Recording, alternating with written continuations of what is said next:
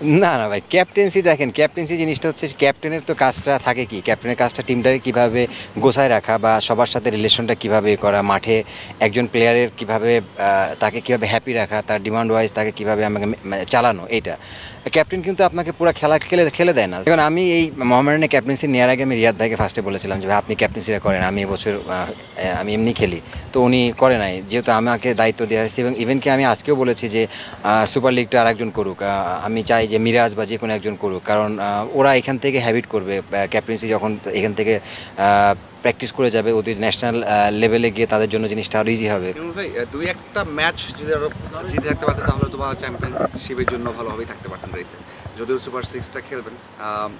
এখন পর্যন্ত মূল্যায়নটা কি বলুন দলটা নিয়ে, এবং কোন জায়গাটাতে পিছিয়ে গেছে মনে হয়েছে? দেখুন, আমাদের দল ওয়াইজ আমরা বলবো আমরা খুব ভালো পারফরমেন্স করছি মোহামেডান টিম, কারণ আমরা প্রথমের দিকে আমরা আমাদের কিছু প্লেয়ারকে আমরা মিস করছি, যেমন রিয়াদ ভাই, মিরাজ, এরা কেউ ছিল না।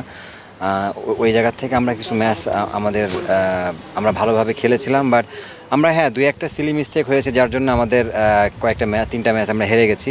এখানে লাস্ট ম্যাচে শাহিনপুরের সাথে আমরা হারছি, এটা আমাদের মানে আমরা টিম ওয়াইজ ওইভাবে খেলতে পারি নাই।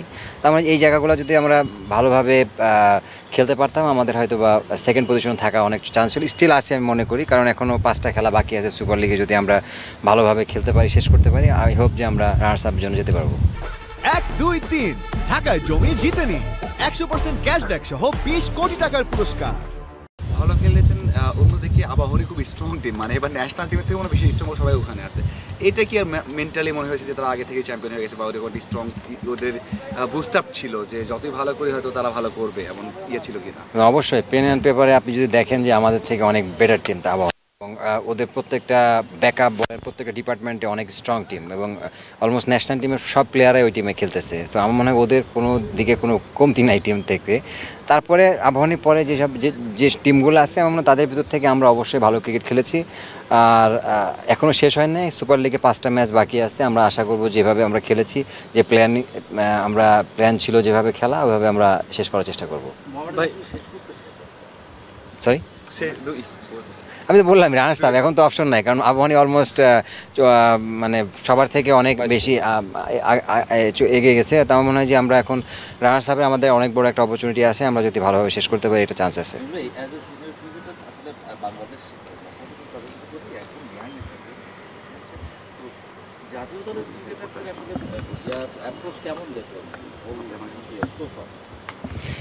না দেখুন, জাতীয় দলে যারা খেলেছে তারা আসলে অন অফ করে খেলতে হয়, কারণ ন্যাশনাল টিমের ডিউটি থাকে, ওখান থেকে আবার এখানে এসে ব্যাক করে খেলা।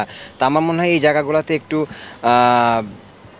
তো ঘাটতি থাকে, কারণ ন্যাশনাল টিমে যেভাবে খেলে এখানে আসলে একটু আপনি দেখবেন যে ওই ফ্লোতে থাকে না, আবার হয়তো অনেকেই অনেক বেশি সিরিয়াস থাকে, যার জন্য হয়তো বা তারা পারফর্ম করে। তা আমার কাছে মনে হয় যে ওইটা আর একটা ডিফারেন্ট একটা লেভেল, এটা আর একটা ডিফারেন্ট লেভেল। তো আমার মনে হয় যে এই অ্যাডজাস্টমেন্ট যারা খুব তাড়াতাড়ি করে তারা ভালো খেলতে পারে।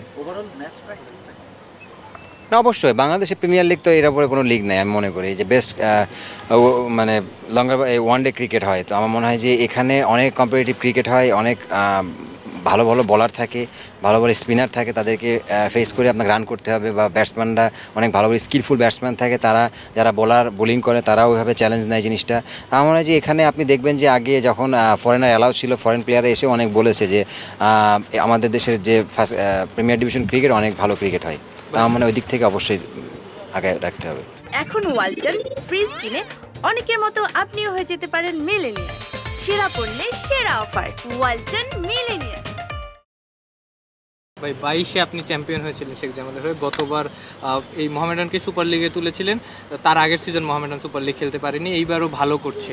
আপনার কি মনে হয় যে আপনার প্রিমিয়ার লিগের ক্যাপ্টেন্সিটা নিয়ে একটু কম আলোচনা হয়? না, না ভাই, ক্যাপ্টেন্সি দেখেন, ক্যাপ্টেন্সি জিনিসটা হচ্ছে ক্যাপ্টেনের তো কাজটা থাকে কি, ক্যাপ্টেনের কাজটা টিমটাকে কীভাবে গোছায় রাখা বা সবার সাথে রিলেশনটা কীভাবে করা, মাঠে একজন প্লেয়ারের কীভাবে তাকে কীভাবে হ্যাপি রাখা, তার ডিমান্ড ওয়াইজ তাকে কীভাবে আমাকে চালানো, এইটা ক্যাপ্টেন কিন্তু আপনাকে পুরো খেলা খেলে দেয় না, দিন শেষে কিন্তু প্লেয়াররাই খেলে। তো এই জায়গাটা থেকে আমি মনে করি আমি সবার সাথে খুব কোঅপারেট থাকি, সবার সাথে সবার ওপিনিয়নগুলো আমি ভালোভাবে নেওয়ার চেষ্টা করি। আমার মনে হয় এই জন্যই হয়তো বা তারা আমার সাথে খেলতে বা অনেক প্লেয়ার আমার সাথে খেলতে স্বাচ্ছন্দ্য ফিল করে।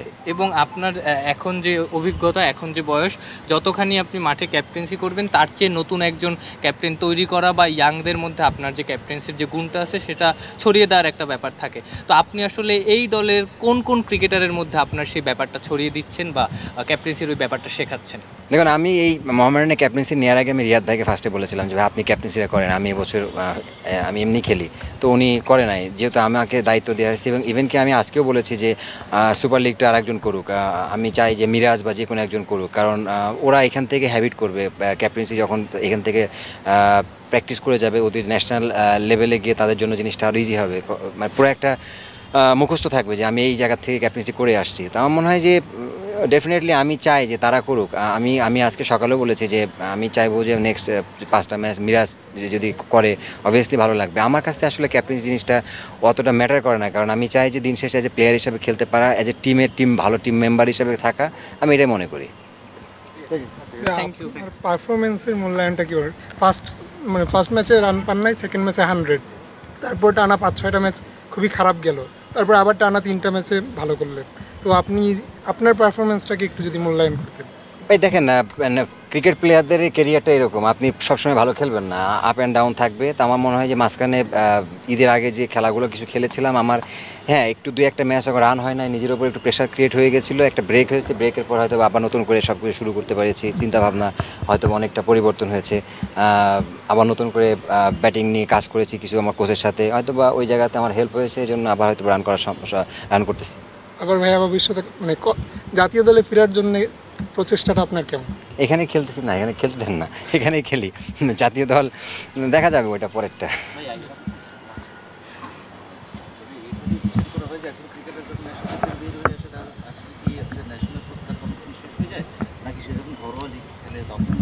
ওই জায়গা থেকে হচ্ছে ন্যাশনাল টিমকে হেল্প করে। অ্যাজ ফর এক্সাম্পল আপনি হচ্ছে গিয়ে কারেন্ট ন্যাশনাল টিমের বোলারের বিপক্ষে খেলছেন, সেই এক্সপেরিমেন্ট করছে, যদি দেখুন, আমার কাছে মনে হয় না যে আমাদের ডোমেস্টিক প্লেয়ার আর ইন্টারন্যাশনাল আমাদের যারা খেলে তাদের খুব বেশি ডিফারেন্স।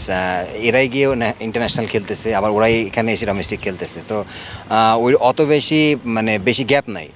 তা আমার মনে হয় যে আপনি যেটা বললেন যে হেল্প হওয়া জিনিসটা, এখানে সবাই প্রফেশনাল ক্রিকেটার, সবাই চায় যে যখন যে টিমে খেলবে তাকে পারফর্ম করতে হবে। আসলে পারফর্ম না করলে আপনি আলটিমেটলি ন্যাশনাল টিম থেকে বাদ পড়ে যাবেন ডোমেস্টিকে রান না করলে। তো সবাই চায় যে এখানে ভালো খেলতে। তা আমার মনে হয় যে কেউ চায় না যে সিরিয়াস না থেকে ক্রিকেট খেলতে। আপনি দেখবেন যে যতগুলো প্লেয়ার আছে তো সবাই আপনার ন্যাশনাল খেলা শেষ হওয়া মাত্রই পরের দিন কিন্তু এখানে ডোমেস্টিক এসে খেলেছে। তা আমার কাছে মনে হয় এই দিক থেকে অবশ্যই তারা সিরিয়াস না থাকলে তো ম্যাচ তো খেলতো না। সো অবশ্যই এটা ডোমেস্টিক ক্রিকেট অবশ্যই এটা মূল্যায়ন করতে হবে।